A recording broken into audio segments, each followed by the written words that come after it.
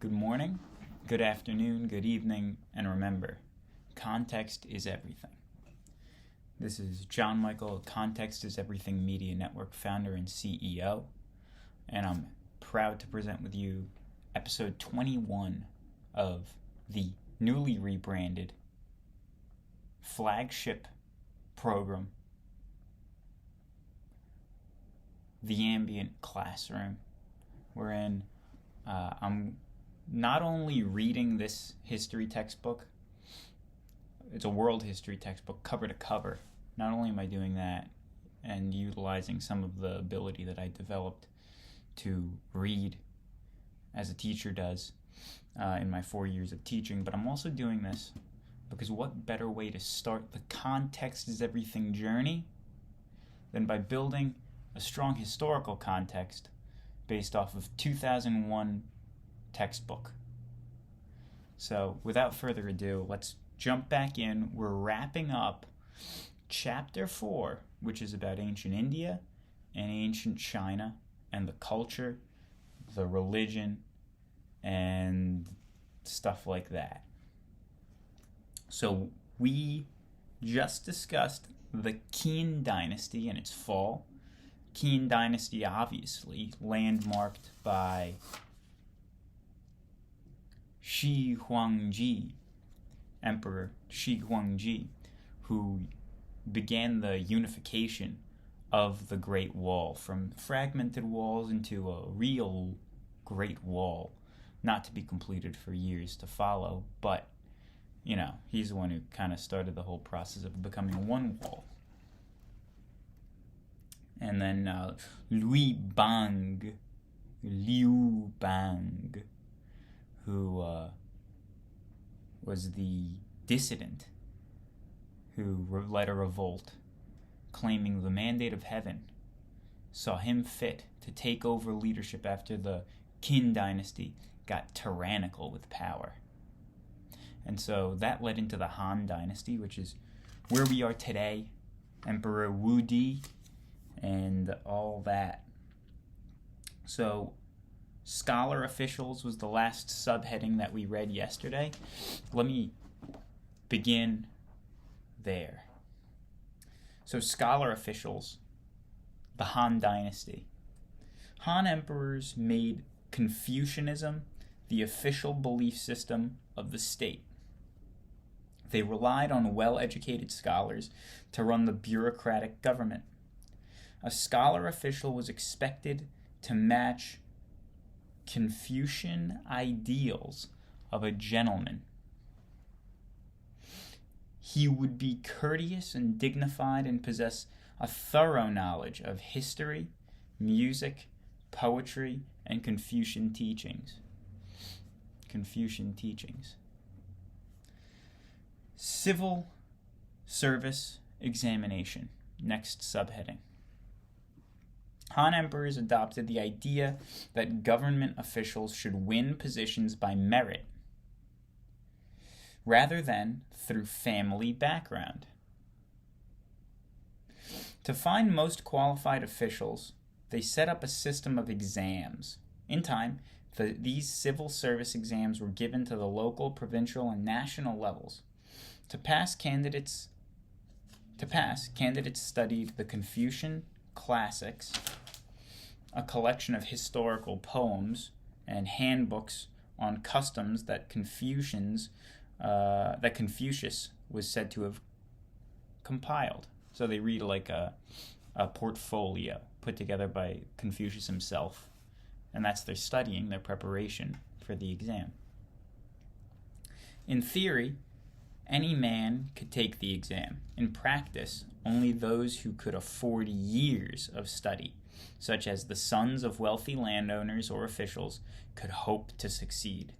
Occasionally, a village or a wealthy family might pay for the education of a brilliant peasant boy.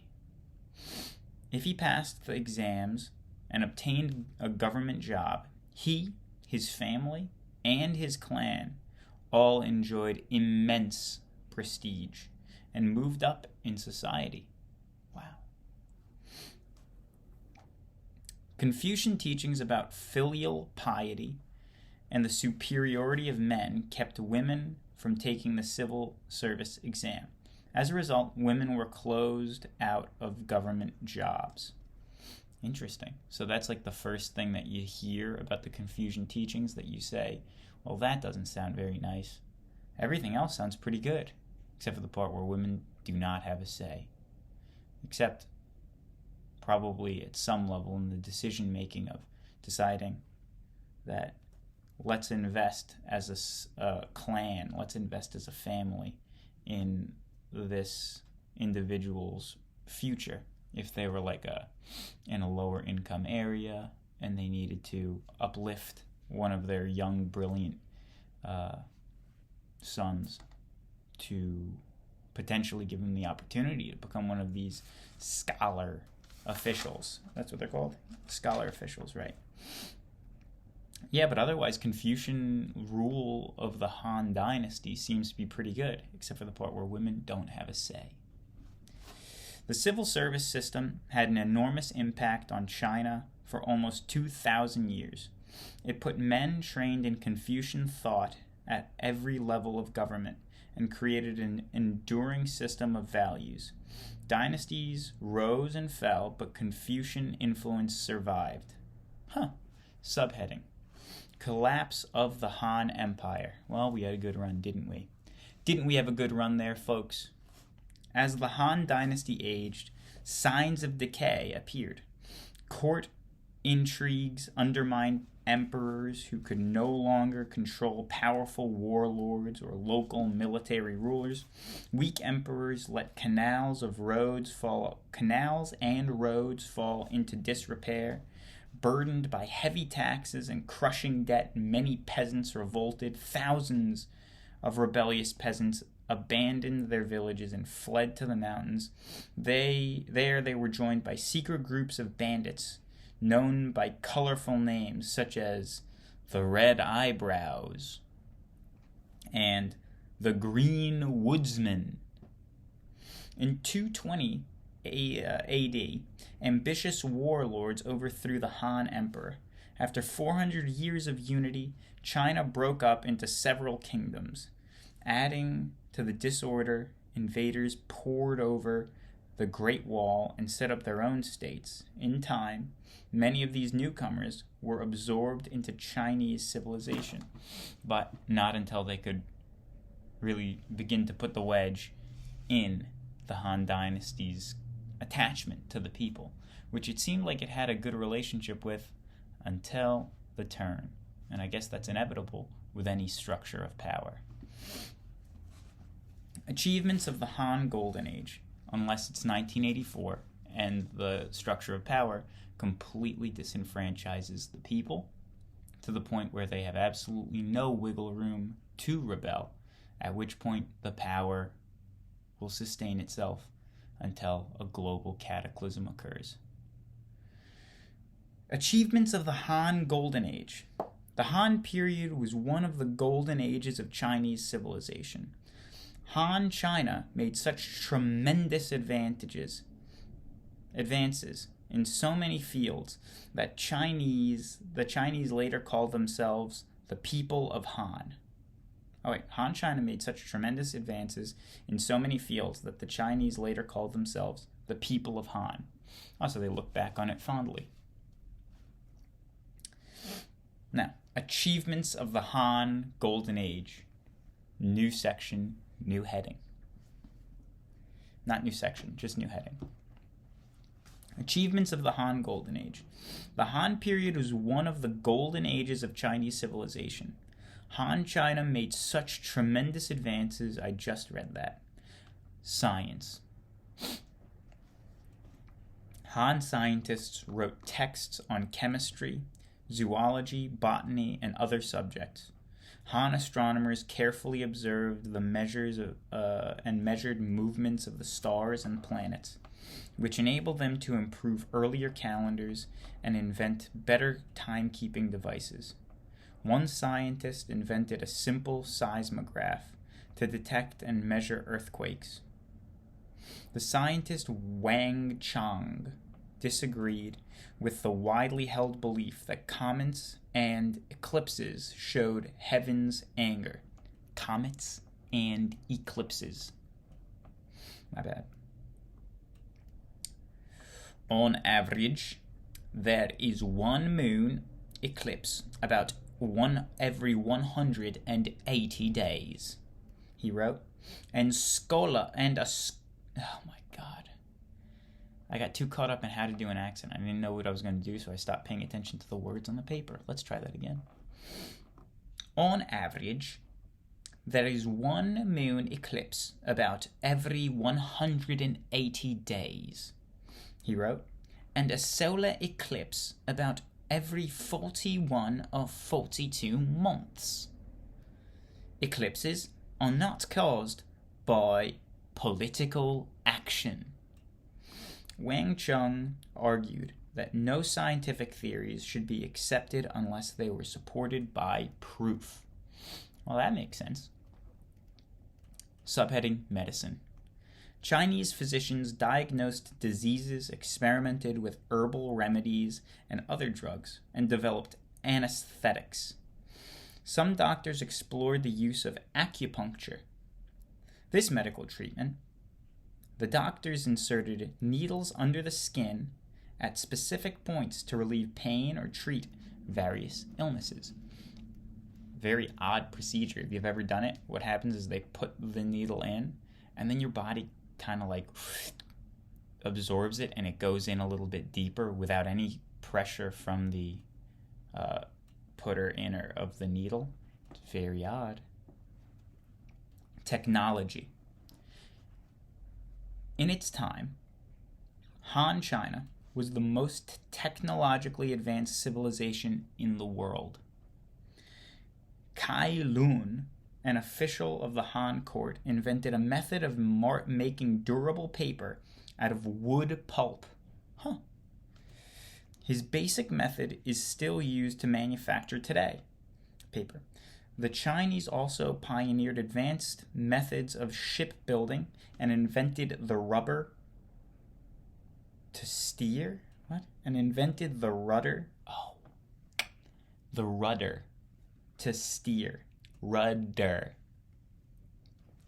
Like on a boat, you do this and it goes. Planes also use them, I think.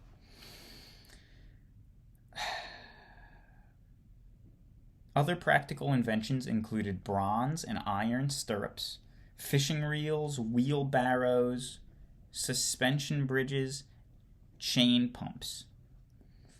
Some of these ideas moved west slowly, reaching Europe hundreds of years later. Subheading: The Arts.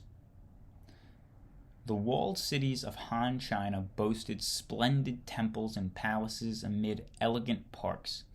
Although these wooden buildings have not survived, Han poets and historians have described their grandeur. As artisans produced delicate jade and ivory carvings and filled ceramic figures. And fine ceramic figures. Bronze workers and silk makers improved on earlier techniques and set high standards for future generations. In Lessons for a Woman, a handbook of behavior written by Ban Zhao around 100 AD, the proper behavior of women and men was carefully spelled out. Ban Zhao favored equal education for boys and girls. However, she stressed that women should be obedient, respectful, and submissive. Let a woman modestly yield to others, she advised. Let her respect others. Closing heading of the section. Looking ahead. Shi Huangji, Zhao Zu, Wu Di, and later Han rulers forged a vast and varied land into a united China. Han rulers created an empire roughly the size of the continental United States. During this period, Chinese officials established the pattern of government that would survive until 1912. China would undergo great changes. It would break up and be painfully reassembled over and over. On the whole, however, Chinese civilization flourished in a united land. After periods of disunity, a new dynasty would turn to Confucian scholars to revive the days of Han greatness. Now, that's the end of the section. A lot of nice things to note here that I want to note real quick with you here in front of me. This would go on the classroom chalkboard if I were in a classroom, and maybe it would be a good idea to get some sort of an easel wherein I can write some notes on the board. Food for thought. Looking ahead. Okay, let's see. What was it that I wanted to note down that I liked? What did I see here that I enjoyed as information? Han Dynasty invented paper as we know it today.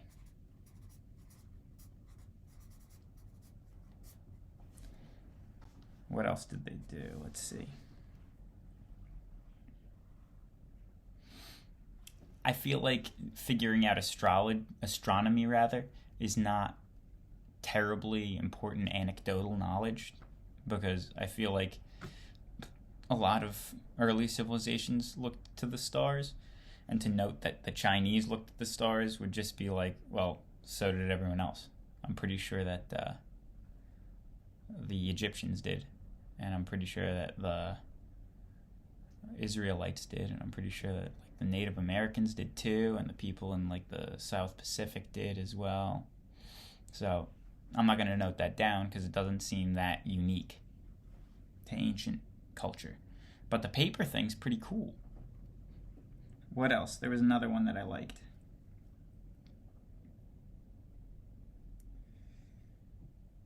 Let's see here.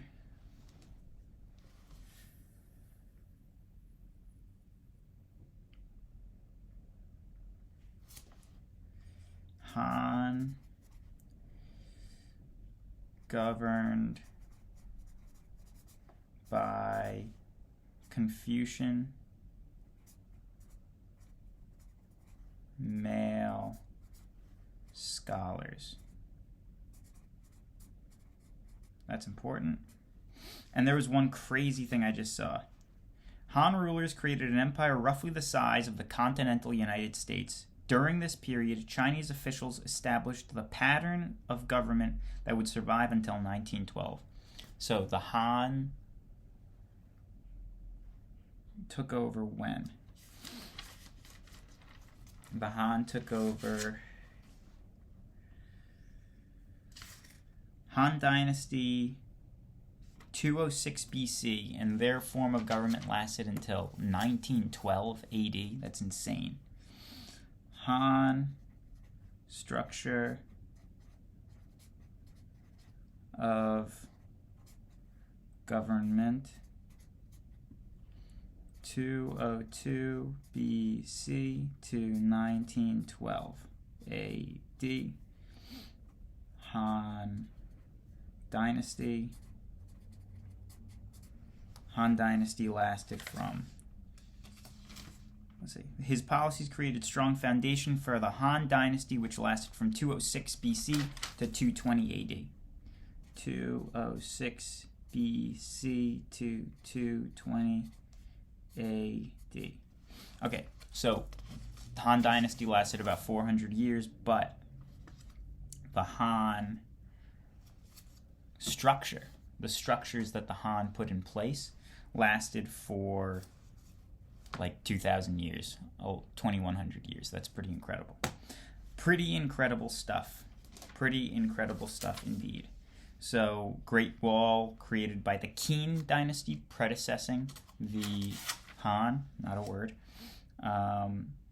Confucianism, Taoism, Buddhism. Confucianism has the 5 relationships. This is the familial, really family-based. The father and son relationship, the husband and wife relationship, and children respecting their elders. What do they call that? Filial piety, I think they called it. And that just means that they have strong respect for elders, and that, I would say, is a pervading idea in the East, less so in the West, which is not good for us, because I think that respect for elders probably is a good idea. Taoism, the way of the universe, right? So the Tao is the way of the universe. The Tao is also not self-critical. The quote that I wrote down was, "Those who know the Tao do not speak of it." Those who know the Tao do not speak of it. And Buddhism, Brahman, God, the all-knowing, the spiritual force. Moksha, the daily pursuit of Brahman, I think. Nirvana, the full realization of Brahman, and you're done. Escape from the cycle of life and death. Not escape, but freedom from the cycle of life and death. Permanent moksha. I'm making this up based off of the definitions. I think that is what nirvana is. Permanent moksha, permanent unity with Brahman. That's right. So these are review things that I'm going over at the end of this unit. Woman in the caste systems in India lost rights actually as time went on, which I thought was interesting, because at the beginning of the caste system, women even had some power in society, but as time went on, widows would have to be burned alive with their husbands so as to repent for the sins of both of them. Even though their husband just died, now they have to burn themselves alive. It's a bizarre thing that indicates a lack of rights for women, which is interesting because it had more rights as the caste system started, and the grip tightens as time goes on, and generally how power goes, the grip tightens, and they say, you know what? You ladies got quite a mouth on you. You're going to burn alive with your dead husbands. What a interesting way to end the period here, the class. You can pack up. Next week we're not going to be in, so enjoy your spring break. But another class tomorrow to kind of round out the week, start the next section, so you have something to think about while you're home next week. No class. Good morning, good afternoon, good evening, and remember, context is everything.